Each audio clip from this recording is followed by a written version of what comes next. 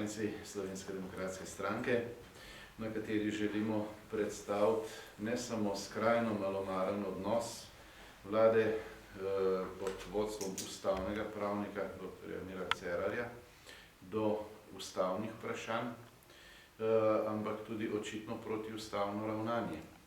Konkretno gre za problematiko državnih arhivov SFRJ, ki se nanaša na Republiko Slovenijo.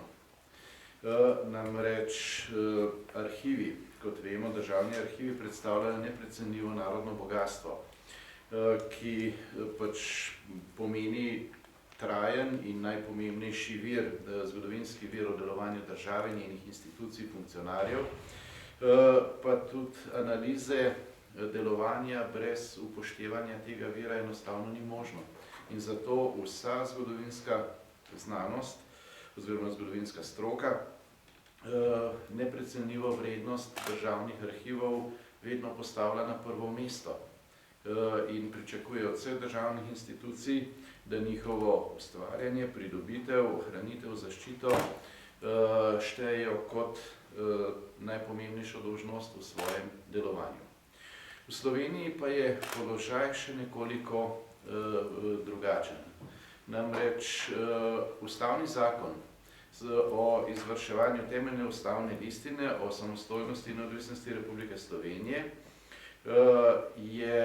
ki je bil sprejet 25. junija 1991 kot temeljni ustavni dokument, na osnovi katerega se je oblikovala samostojna država Slovenija, je vprašanje državnih arhivov dvignil na ustavno-pravno raven. Arhivi v Sloveniji so ustavna kategorija. Namreč člen v tem ustavnem zakonu se glasi: Republiki Sloveniji pripadajo vsi državni arhivi SFRJ, ki se nanašajo na Republiko Slovenijo. To je torej zaveza, ustavno-pravna zaveza, ki zavezuje vse. Zavezuje vlado, zavezuje parlament, zavezuje vse institucije, da to dosledno upoštevajo in uresničujejo pri svojem delu. Kako pa je s tem v praksi? Ko vlado vodi ustavni pravnik, dr. Miro Cerar, ki očitno kar vpije po želji po ustavni obtožbi, ali pa sploh pojma nima, kaj se mu dogaja, se zgodi naslednje. Na zelo simbolen datum, 29. novembra, se pojavi sklic izredne seje 3 odborov državnega zbora, se pravi odbora za izobraževanje, znanost, šport in mladino, pa potem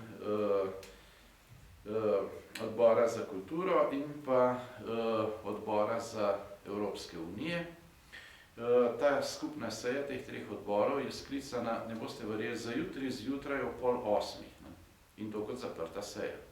V samo 48 urah se torej hoče opraviti nek sklic seje, pri čemer gre pa za soglasje k odprtju in ne boste verjeli, tudi že zaprtju poglavja izobraževanje in kultura za Srbijo. Ravno v okviru tega pa so v resnici arhivi. Tisti arhivi nekdanje SFRJ, ki se nanašajo na Republiko Slovenijo.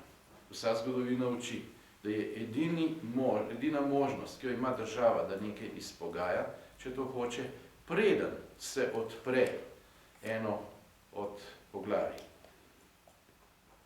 Zagotovo pa mora vse, kar hoče, uresničiti in dokončati, preden to zapre. Začasna zapora potem pomeni pač praktično konec, ko se pač nanizajo vsa ta poglavja ena za druga. Tukaj se pa na eni sami seji hoče v 48-urnem sklicu ne samo opraviti odprtje, ampak tudi že kar zaprtje tega poglavja. Po domače rečeno, nekdo ima tukaj iskreno željo, da protiustavno, na očitno protiustaven način, to problematiko kratko in malo pomete pod preprogo, v škodo Republike Slovenije. Odgovoren za to je predsednik vlade, ki je, še enkrat poudarjam, ustaven pravnik.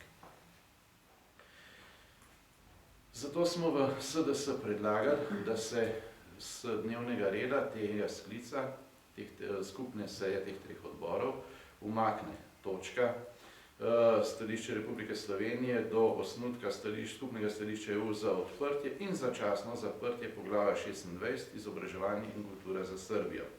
Samo na ta način se seveda lahko ustrezno pridobi čas, da se dejansko preuči, kako in kaj je potrebno storiti in da bi se lahko uresničilo tisto ustavno načelo, ki sem ga prej prebral. Zavezo iz ustavnega zakona za izvedbo temeljne ustavne listine o samostojnosti in neodvisnosti Republike Slovenije, da Republiki Sloveniji pripadajo vsi državni arhivi SFRJ, ki se nanašajo na Republiko Slovenijo.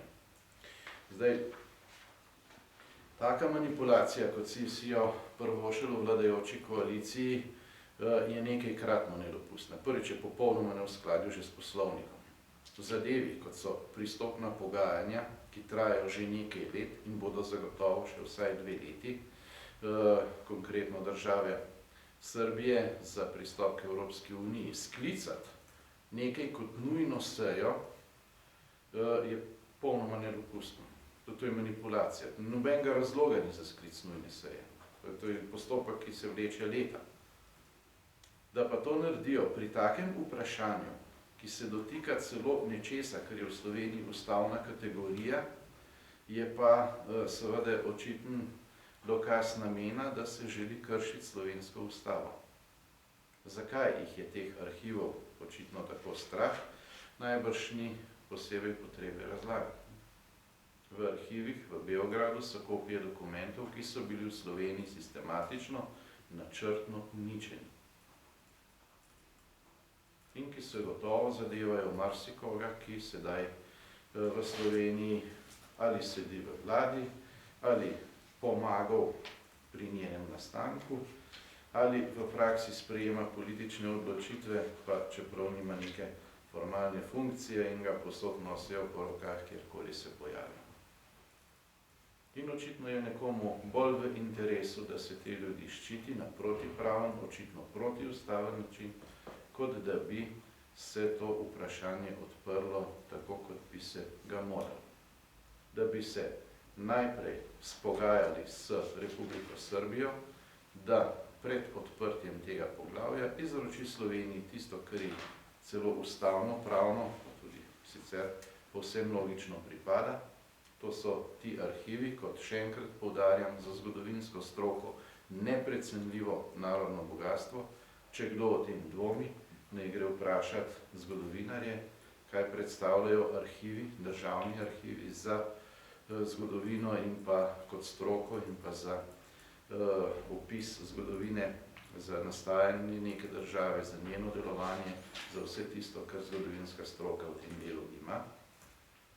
In seveda postavlja se vprašanje, kako si lahko nekdo kot ustavni pravnik, konkretno Cerar, in ga to javno sprašujem, lahko privošči tako nesramno manipulacijo. Da ne samo, da se hoče odpreti to vprašanje, preden se je dokončalo z ustavno kategorijo, kot jo predstavlja problematika arhivov nekdanje SFRJ, ki se nanaša na Republiko Slovenijo, ampak je celo na isti seji že predviden, že tudi kar, da bo sestavni del istega sklepa še začasno zaprti. Skratka, ta problem izgine z dnevnega reda, potem se bo najbrž reklo, ja, to je stvar bilateralnih pogajanj, ki jih seveda potem nikoli ne bo. Če se hoče z nekom, ki se priključuje v Evropsko unijo, karkoli urediti, se mora to urediti prej. Preden se neko poglavje odpre, zagotovo pa je edina šansa še, da se uredi, preden se to poglavje zapre. Ko pa je enkrat zaprto, pa se seveda te stvari v praksi ne dajo več urejati.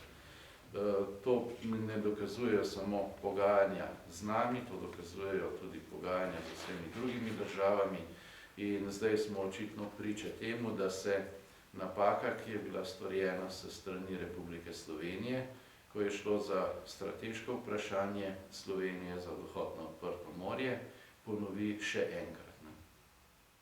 Ponovi na vprašanju državnih arhivov, ustavne kategorije, ki bi pripadala po sami ustavi, po ustavnem zakonu za izvedbo temeljne listine, Republiki Sloveniji. In kaj pravi stara zgodovinska modrost? Če se iz zgodovine ničesar ne naučimo, se zgodovina rada ponavlja. Prvič kot tragedija, drugič kot farsa. Toda ta farsa ima globoko vsebino.